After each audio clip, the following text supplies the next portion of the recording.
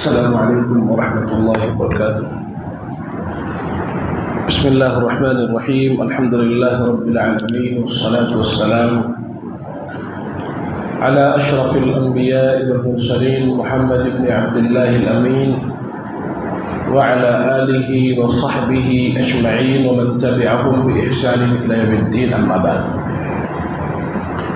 محترم مصلیان گرامی قدر، بزرگوں، دوستوں، نوجوان ساتھیوں، پیارے بچوں، دعاؤں کا سلسلہ آپ کے سامنے چل رہا ہے۔ اللہ کے پیارے حبیب صلی اللہ علیہ وسلم کی ایک بہت ہی پیاری دعا ہے، اللہم انی اعوذ بک من العجز والکسل وَأَعُوذُ بِكَ مِنْ ضِلَعِ الدَّيْنِ۔ یہ اللہ کے پیارے حبیب صلی اللہ علیہ وسلم کی پیاری دعا ہے۔ اللہ کے پیارے حبیب صلی اللہ علیہ وسلم اللہ تعالیٰ سے ہر اس چیز کی پناہ طلب کرتے تھے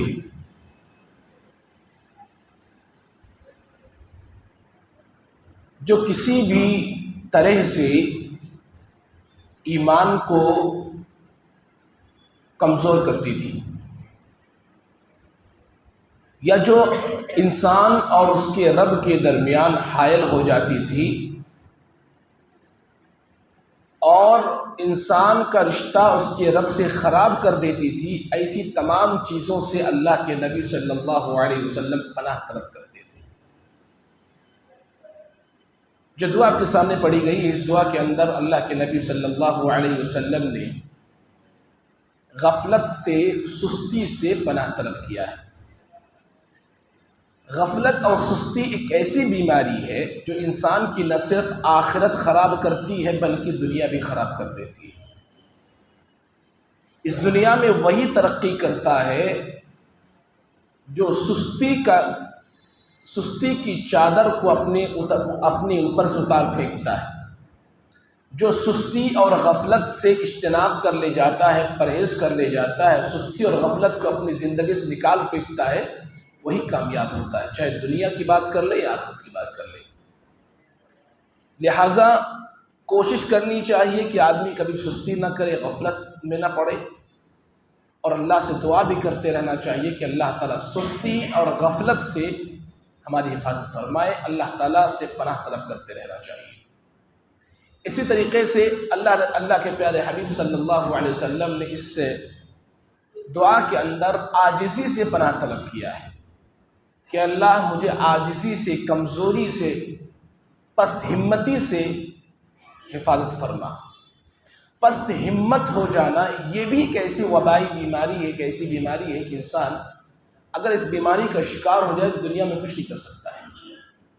پست ہمت ہو جانا، کمزور ہمت والا ہو جانا، یہ ایک ایسی بیماری ہے کہ انسان کو آگے بڑھنے سے روک دیتی ہے، عبادات کے کام کرنے سے روک دیتی ہے، اللہ تعالیٰ کے لیے محنت کرنے سے روک دیتی ہے، اللہ کے راستے میں خرچ کرنے سے روک دیتی ہے، اور وہ ساری کی ساری عبادتیں جو محنت طلب ہوتی ہیں ان تمام عبادتوں میں یہ بیماری رکاوٹ پیدا کرتی ہے۔ کون سی بیماری؟ پست ہمتی کی بیماری، عاجزی کی بیماری، کمزوری کی بیماری۔ اسی لیے اللہ کے پیارے حبیب صلی اللہ علیہ وسلم نے پناہ طلب کی اللہ تعالیٰ سے کہ اللہ تعالیٰ عجز سے، پست ہمتی سے، کمزوری سے اور سستی سے میں تجھ سے پناہ طلب کرتا ہوں۔ اور تیسری وہ چیز جس سے اللہ کے نبی صلی اللہ علیہ وسلم نے پناہ طلب کی ہے وہ ہے قرض کا بوجھ، کہ اللہ میں تجھ سے قرض کے بوجھ سے پناہ طلب کرتا ہوں۔ قرض اسلام کے اندر مشروع ہے۔ انسان اگر ضرورت مند ہے اور انسان کو اگر ضرورت ہے تو وہ قرض لے سکتا ہے، لیکن اس کے بہت سارے کنڈیشنز ہیں۔ انسان جب ضرورت مند ہو تبھی قرض لے، انسان خواہشات کو پورا کرنے کے لیے قرض نہ لے، کیونکہ قرض بذات خود کوئی اچھی چیز نہیں، کیونکہ انسان کی اگر موت ہو جائے قرض کے اوپر تو جب تک قرض ادا نہ کر دیا جائے اس کا حساب و کتاب معلق رہتا ہے۔ حساب و کتاب نہیں ہوتا ہے۔ اللہ کے نبی صلی اللہ علیہ وسلم کے پاس ایک میت لائی گئی، ایک انسان جس کی وفات ہو چکی تھی۔ اللہ کے نبی نے کہا کہ میں جنازہ نہیں پڑھاؤں گا، کیا اس کے اوپر کوئی قرض ہے؟ کہ اللہ کے پیارے حبیب صلی اللہ علیہ وسلم نہیں، قرض ہے۔ کہ جب تک اس قرض کی ادائیگی مکمل ہو نہیں جاتی میں جنازہ نہیں پڑھاؤں گا۔ تو قرض بذات خود کوئی اچھی چیز نہیں ہے، فی نفسی کوئی اچھی چیز نہیں ہے، لیکن کبھی کبھی انسان کو ضرورت پڑتی ہے تو قرض لے سکتا ہے، اسلام کے اندر مباح ہے۔ لیکن انسان خواہشات کو پورا کرنے کے لیے قرض نہ لے۔ اس کے پاس 2 ویلر 4 ویلر کے لیے قرض لے رہا ہے، یہ ایسی خواہشات ہے کہ یہ اس کے لیے قرض انسان نہ ہی لے تو بہتر ہے، کیونکہ قرض کو مشروع کیا گیا ہے ضرورت کو پورا کرنے کے لیے، خواہشات کو پورا کرنے کے لیے، اور ضرورت اور خواہشات میں زمین آسمان کا فرق ہے۔ آپ کے پاس کھانے کے لیے پیسے نہیں، پیسے تو ہیں لیکن آپ کے کم پڑ رہے ہیں، اسی طریقے سے گھر بنانے کے لیے پیسے نہیں ہیں، پیسے تو ہیں کم پڑ رہے ہیں۔ تو یہ وہ ضروریات ہیں کہ جن کے بغیر انسانی زندگی دشوار ہو جاتی ہے۔ اب ان ضروریات کو پورا کرنے کے لیے انسان وقتی طور پر قرض لے سکتا ہے، لیکن انسان کے پاس 2 ویلر ہے، کہے کہ ہم 4 ویلر کے لیے قرض لینا چاہیں گے، انسان کے پاس 4 ویلر ہے اور مہنگی BMW لینے کے لیے قرض لینا چاہیں گے، تو خواہشات کی تکمیل کے لیے اسلامی شریعت میں قرض کو نہیں رکھا گیا ہے۔ قرض یہ ضرورت کو پورا کرنے کے لیے مشروع کیا گیا ہے، خواہشات کی تکمیل کے لیے قرض کو نہیں رکھا گیا ہے۔ تو آدمی سب سے پہلی چیز یہ دیکھے کہ کیا واقعی ضرورت مند ہے کہ نہیں ہے، پہلی چیز۔ دوسری چیز یہ کہ قرض لیتے ہوئے اس بات کی نیت رکھے کہ جو وقت متعین کیا جا رہا ہے میں اس وقت میں ادا کر دوں گا، سامنے جس سے میں لے رہا ہوں اسے مانگنے کی ضرورت نہ پڑے، میرے بھائی مانگنے کی ضرورت نہ پڑے، ورنہ حال یوں ہے کہ آدمی قرض لے کے بھول جاتا ہے، بیچارہ وہ پریشان رہتا ہے جس نے قرض دیا ہوا ہوتا ہے۔ تو مانگنے کی ضرورت نہ پڑے۔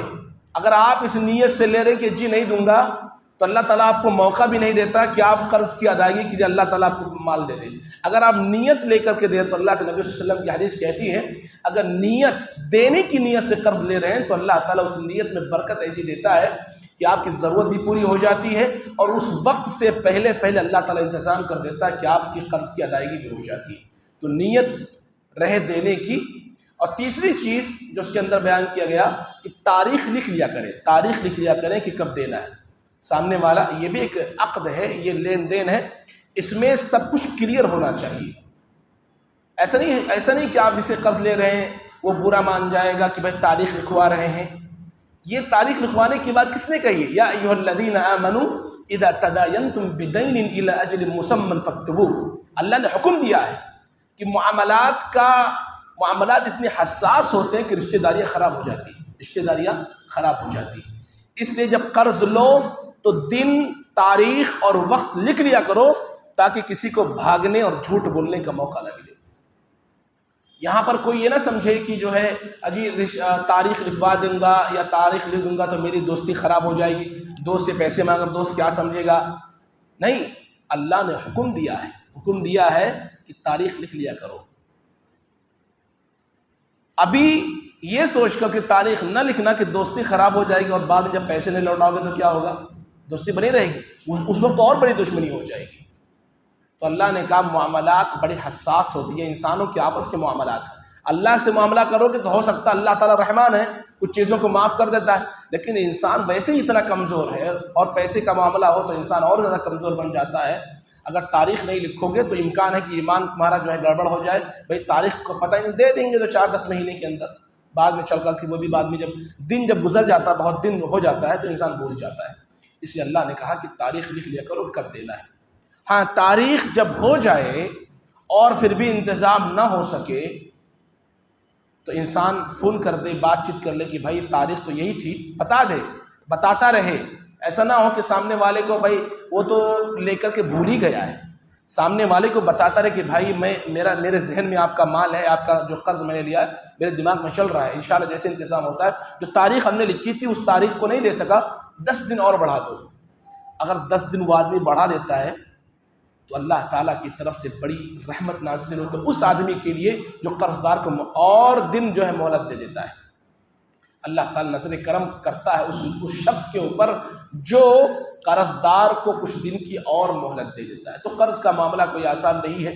سب سے پہلی کوشش یہ کرنی چاہیے آدمی کو کہ قرض لینے کی نوبت ہی نہ پڑے۔ کوئی فی نفسی کوئی چیز اچھی چیز نہیں میرے بھائی، کوئی اچھی چیز نہیں ہے، لیکن اگر ضرورت پڑ جائے تو دینے کی نیت ہونی چاہیے، وقت پر آدمی چکا دے، اور اگر وقت ہو جائے نہ ہو انتظام ہو سکے تو معذرت کر لے اور اس کو بتا دے کہ میرے ذہن میں ہے، میں دینا چاہتا ہوں لیکن اس وقت میرے پاس نہیں ہے، 10 دن 20 دن 25 دن 1 مہینہ اور مؤخر کر دو، میں انشاءاللہ تعالی ادا کر دوں گا۔ تو یہ انتظامات، یہ جو ہے کنڈیشنز اور یہ آداب ہونے چاہیے۔ اللہ سے پناہ طلب کرتے رہنا چاہیے کہ اللہ تعالیٰ قرض لینے سے بچائے۔ تو اس طرح کی دعائیں کرتے رہنا چاہیے۔ یہ دعائیں انسان کو بہت کچھ سکھاتی ہیں اور انسان کی عبادات میں مددگار ثابت ہوتی ہیں۔ اللہ تعالیٰ ہمیں ان باتوں کی توفیق عطا فرمائے اور اللہ کے نبی کی پیاری دعاؤں کو یاد کرنے اور ان پیاری دعاؤں سے اللہ تعالیٰ سے دعا کرنے کی توفیق عطا فرمائے۔ جب تک دنیا میں رکھے کتاب و سنت پر باقی رکھ، جب ہمارا خاتمہ ہو تو ایمان بالخیر پر ہو۔ صلی اللہ علی خیر خلق محمد وعلی آلہ وصحبہ اجمعین برحمتک یا ارحم الراحمین۔ السلام علیکم ورحمۃ اللہ وبرکاتہ۔